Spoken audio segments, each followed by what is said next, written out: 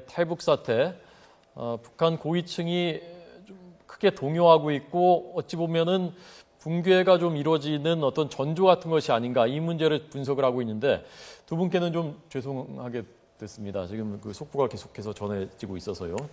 자, 우선 이 탈북한 교수가 평양 아까 음악무용대학교 교수라고 하셨는데요.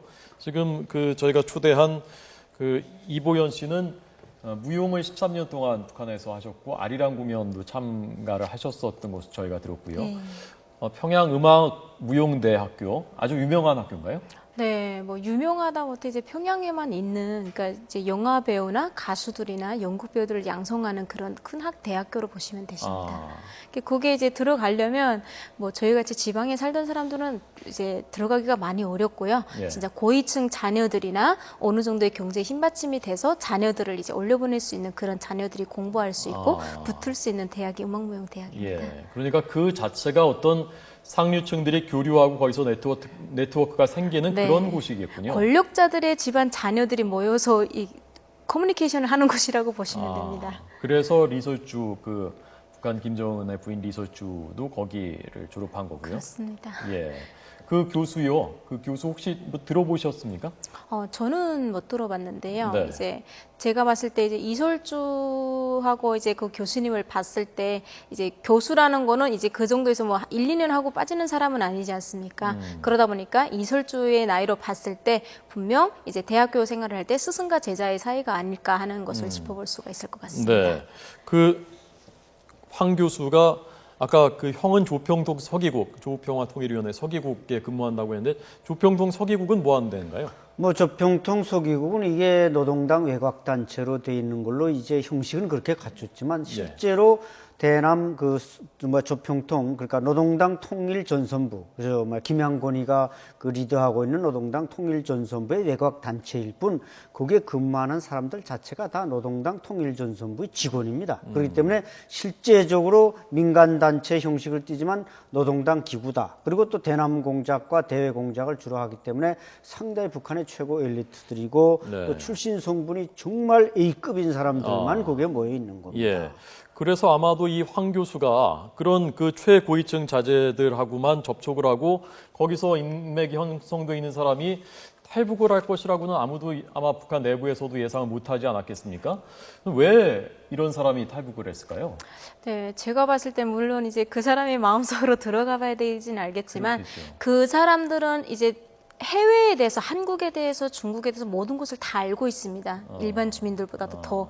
그러다 보니까 이제 한국에 대해서 중국에 대해서 생활들을 다 알고 있다 보니까 아무리 거기서 풍요로운 삶을 누리지만 자유가 없지 않습니까? 그러다 보니까 어떤 이제 탈북의 계기가 거기서부터 충동이 돼서 내가 여기서 사는 것보다 물론 교수의 직책이 있긴 하지만 그보다 더 나은 자유를 위해서 나의 이만한 성장이면 나가서 더 살 수 있을 만한 곳을 찾기 위해서 탈북까지 결심을 하지 않았나 생각이 됩니다. 예. 피바다 가극단 아까 이인경의 거 설명 잠깐 들었는데요. 이게 북한에서 어느 정도의 위치를 차지하고 있는 단체인가요? 북한에서요? 예. 나라를 대표하는 연극단이라고 보시면 되고요. 뮤지컬, 우리로 말하면 뮤지컬식으로 이루어지는 가극입니다. 그게 노래와 성악과 이제 춤과 율동이 다 들어가서 한 개의 작품을 만드는 연극단이거든요. 그게 나라를 이제 체제를 이제 홍보하는 그런 역할과 또 우리가 일제강점 때부터 나라와 수령을 위해서 국민과 인민들이 얼마나 이런 고생을 하면서 지내왔는지 그거를 주민들에게 교육을 시키기 위한 가극단이 바로 피바다 가극단입니다. 저는 이 사태 들으면서 교수님 그런 점을 좀 주목해야 되지 않나 하는 생각이 들었는데 북한의 상류층들이 장성택 수청 이후에 많이 지금 동요를 하는 것이냐 아니면 더 무서워서 좀 더 복종을 하는 것이냐 어느 쪽으로 가는 것이냐 하는 부분인데 북한의 상류층들이 실제로 어떤 생각들을 품고 있는 것인지 그리고 얼마나 내부의 상류층들의 구조가 공고한 것인지 그런 것들을 좀 들여다볼 수 있는 하나의 단초가 아닌가 싶기도 했거든요. 맞습니다. 이게 황 교수가 북한 체제를 버렸다는 것은 뭔가 이제 우리가 배가 가라앉기 시작하면 쥐들이 먼저 탈출하기 시작한다 이런 말이 있듯이 김정은 체제에 들어와서 미래가 불투명하고 경제는 회복되지 않는데 무슨 음악 정치다 뭐 선군 정치다 하면서 계속 그 낡은 노래만 부르니까 희망이 없는 겁니다. 그래서 지금 북한의 평양의 엘리트들은 최소한 30만 불을 다 모으고 있다고 합니다. 30만 불. 네, 30만 불은 이제 말하자면 그 맥시멈 외국에 이민 갈 수 있는 돈이 30만 불이다. 그래서 먹고 있고 또 무슨 우리가 투자 이민이라는 말을 쓰지 않습니까? 네네. 그래서 투자 탈북을 기도하고 있고 그래서 최근에 이제 가족 단위로 자식들만이라도 서울에 가서 공부시키고 외국에 가 공부시키겠다 해서 이제 이런 투자 탈북이 이루어지는 와중에 바로 이 황 교수가 탈북을 하게 된 것입니다. 실제로 그 고위층들이 뭐 돈을 주고라도 내 아이는 뭐 딴 데 보내겠다. 뭐 다른 뭐 한국이건 어디건 그런 그 실행을 하는 사례들이 많이 있습니까? 예, 많이 있는데 이제 장성택 처형을 전후로 해서 그런 사건들이 상당히 많았습니다. 우리 예. 서울에 온 사람도 몇 건인가 보도 안 된 게 있고 중국이나 기타 뭐 베트남이나 이쪽으로 많이 빼돌리고 있습니다. 그러면 남아 있는 가족들은 그 안위가 위태로워지는 거 아닙니까? 그러니까 이제 그것이 황 교수처럼 저게 보도가 됐을 때 가족이 연좌제에 대해서 처벌을 받지만 예. 그냥 살짝 없어지면 이것 역시 주민등록과에 뇌물을 주고 행불자로 행방불명자로 처리하면은 정치적 처벌이나 연좌자로부터 면피가 될 수 있는 것입니다. 네. 이렇게 북한이 지금 엘리트 사회가 여러 가지 자중질환이 일어나고 있는 와중에 바로 그 황 교수도 탈북을 했다 이렇게 봐야 될 것입니다. 예.